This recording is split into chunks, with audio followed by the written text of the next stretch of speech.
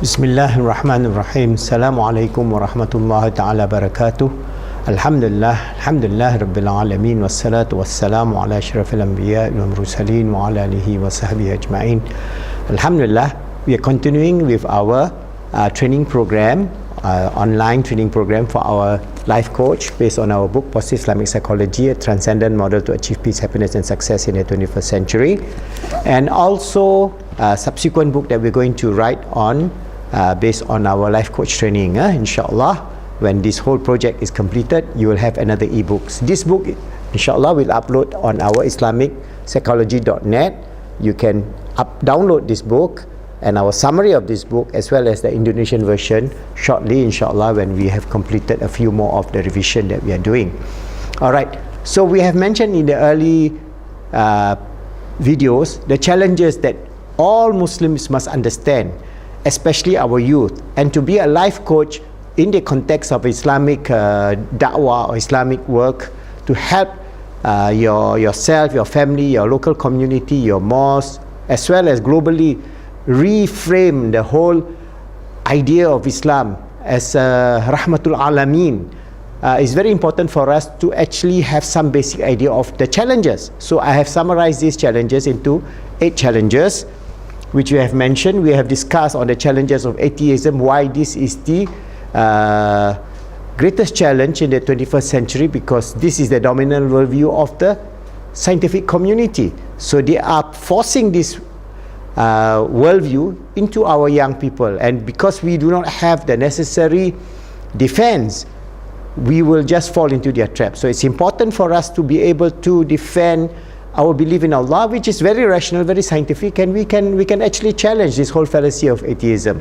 We have discussed on the nature of anxiety and youth quite deeply, as well as the depression and youth, and now we have this ever-growing trend of suicide in youth. So young people are killing themselves, especially in rich countries, but it is slowly spreading to other countries, and Muslims, like it or not, over the next 10-20 years will have to face. So we have young people growing up, for example Muslims growing up in America or in England or in Sweden, will be faced with the same similar situation unless we take remedial action to overcome the ideation of suicide.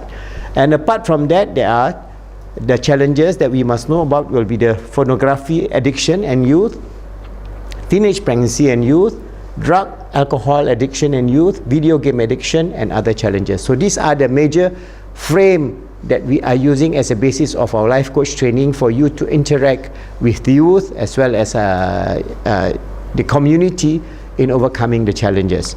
So if we look at suicide and youth, this is a growing problem. Youth suicide is when a young person, generally categorized as someone below 21 years old, end their life. So they decide to end their life, whether they hang themselves or whether they shoot themselves in the head or whether they commit suicide by taking overdose of certain pills and so on. These are actually now becoming an epidemic throughout the OECD countries. All right. Suicide is a global problem, and is affecting many countries all over the world.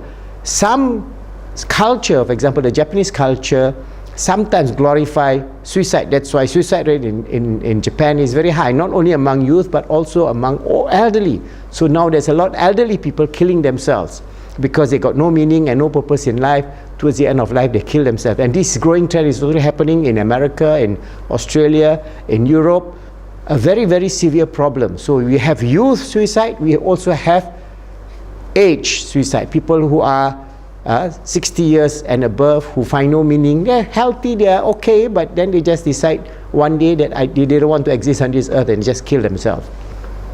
Suicide is the second leading cause of death in the United States, starting with children at the age of 10 all the way up to the age of 33. So you can see, even 10 years old kid, because they see this kind of videos and drama and film showing this whole idea of suicide, they even have gory pictures where when they play the game they can even kill somebody and they kill themselves and so on. So it is quite normal to them and they think it's just a plaything. So 10 years old already you have this problem of suicide ideation. More teenagers and young people die from suicide than cancer, heart disease, AIDS, birth defects, stroke and other chronic diseases. So more and more of these young people are killing themselves. There is more than 5,200 suicide attempts by middle and high school children in USA. That means middle and high school youth in their early teens are just attempting to kill themselves. More children think about killing themselves than those who are actually attempted to suicide. So there is a lot what they call this suicide ideation. They idolize the whole idea that it's good to kill themselves, all right? Or it is something that is okay, it's nothing wrong to kill yourself, to commit suicide. So this is becoming a growing trend. So this is where you get from Dr. Daniel Dixon, and you can refer to a lot of these research papers, and you can find a lot of this material now, because this is becoming a globalized problem. So it may not have affected Muslim youth now, but they are already, we are already anecdotal cases where we find these people wanting to kill themselves, even in like a very so-called Islamic country in Malaysia. Every day we have 2 to 3 Muslim children or Muslim youth, both male and female, attempting to commit suicide.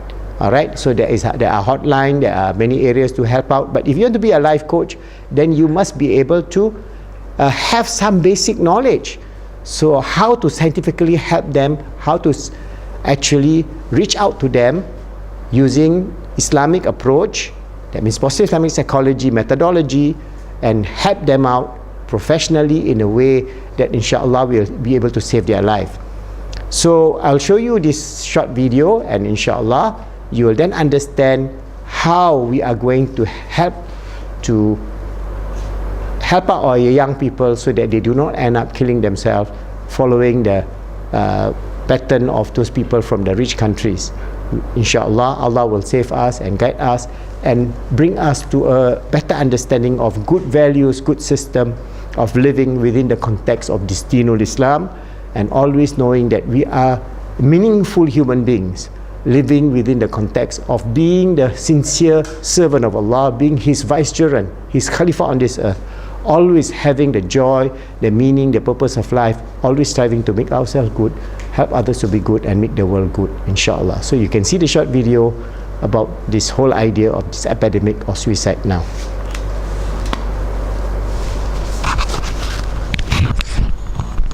A startling new report from the Centers for Disease Control. Researchers say teenage suicide is growing at an alarming rate. Since the year 2000, the suicide rate for teens is up 28%, with a startling average of 5 deaths a day. Jerika Duncan looks into what's behind the rising teen toll. He was just an all-around great kid. He was an athlete. Jennifer Gonzalez says her 17-year-old son, Jack Farrell, seemed fine last Thanksgiving. And the next day I get woken up by the police knocking on my door saying I needed to come with them right away. I found out then that he shot himself in the head.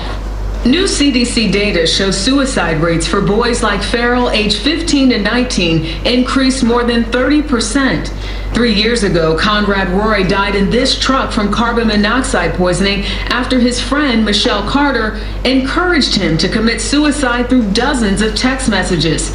In a highly publicized trial, we learned both teens suffered from mental illness.